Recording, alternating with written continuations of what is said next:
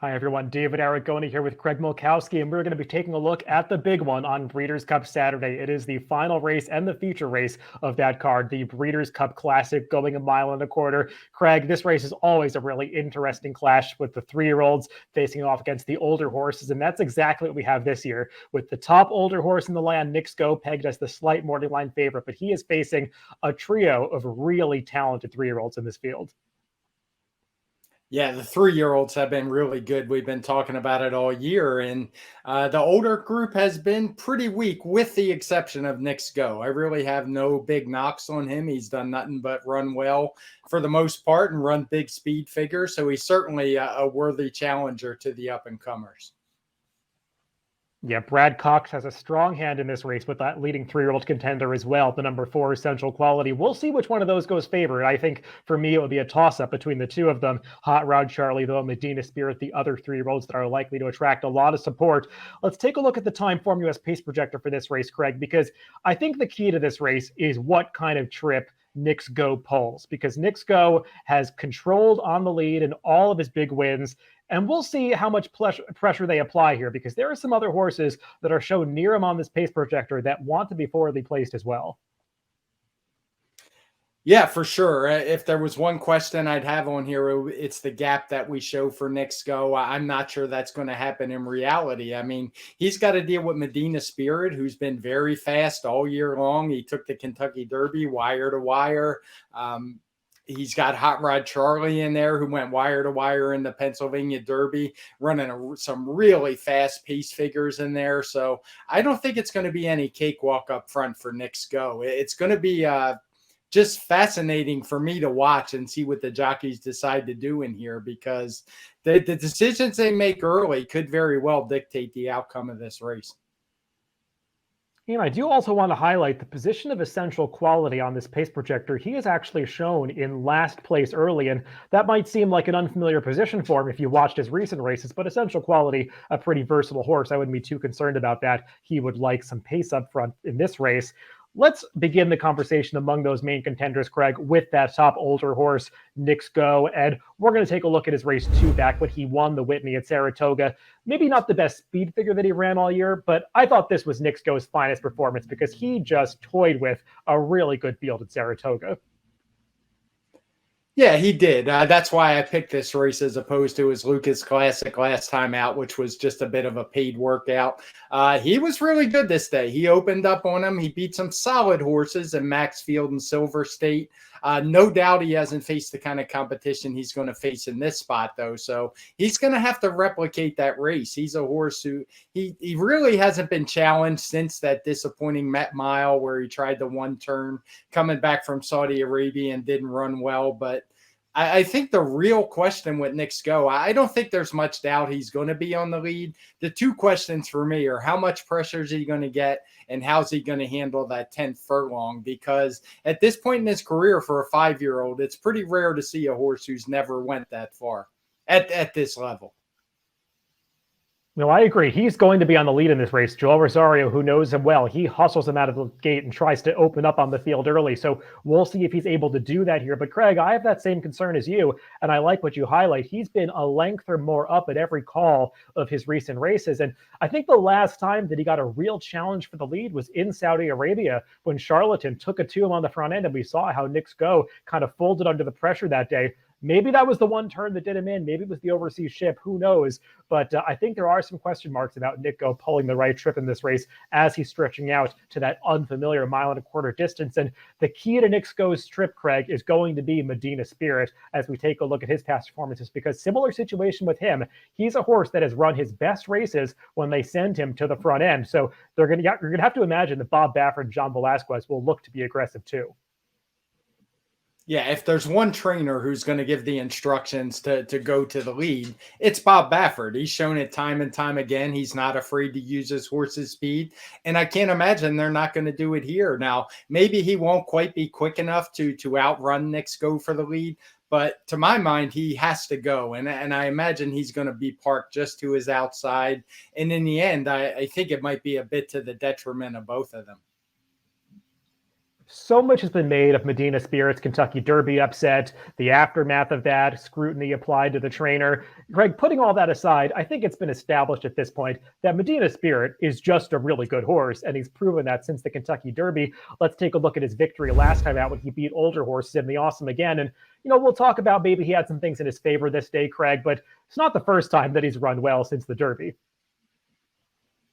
No, he's a good horse, no doubt about it. I mean, we talked about him long before the Derby. I know we were both big fans of his.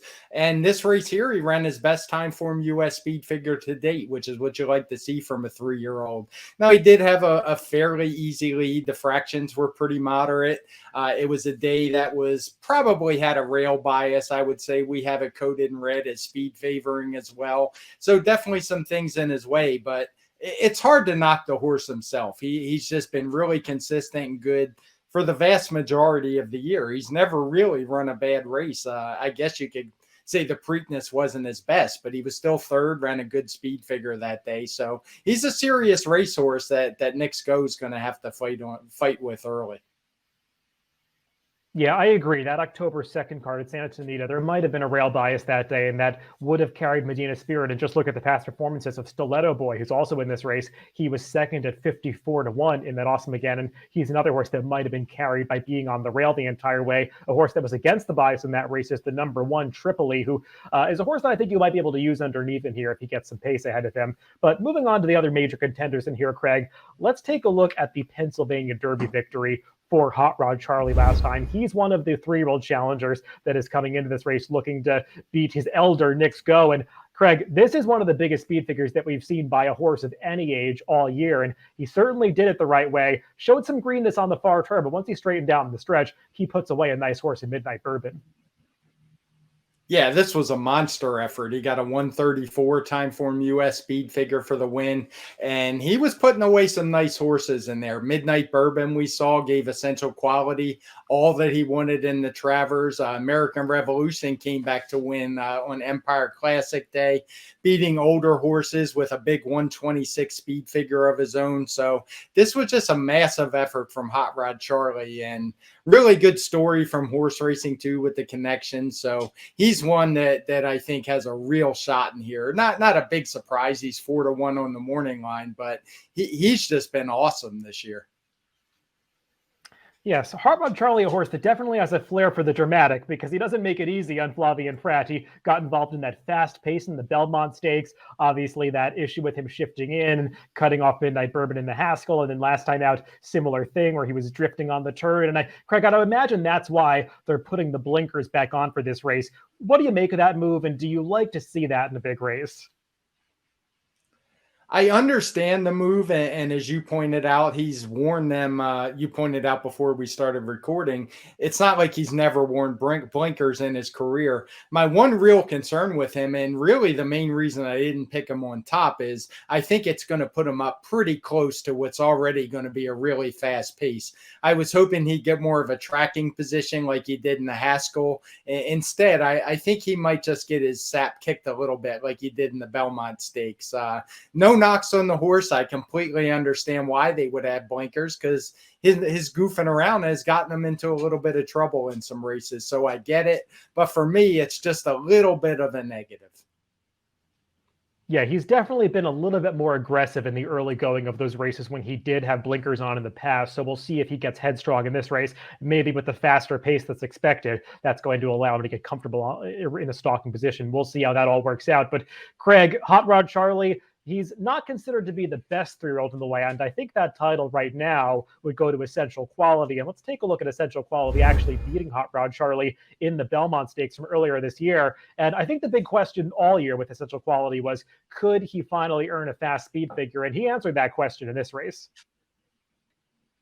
Yeah, he did in the Belmont. I have my questions about him, but he's a horse who just keeps showing up every single time. I did pick the Belmont to show because both of those horses are in it, and who doesn't want to see that stretch drive again anyway?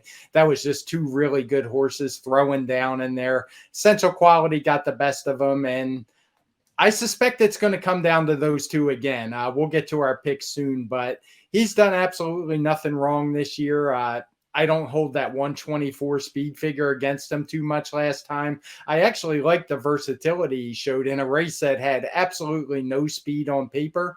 Outside of Midnight Bourbon, he got a really good ride from Luis Saez. He was able to keep him in striking position and just wore him down through the lane. So I think that 124 doesn't really represent how good he is. And he's just a fabulous 3-year-old. And I think he's earned the right to be at the top of the crop so far. Yeah, that Traverse was just such an unconventional race from a race flow standpoint. They went so slowly up front, and he and Midnight Bourbon just sprinted through the stretch. And I think it's a feather in Essential Quality's cap that he had that versatility where he could be placed much closer to the early pace. Craig, I'm not really bothered by that pace projector that chose him in last place. I imagine you're not either.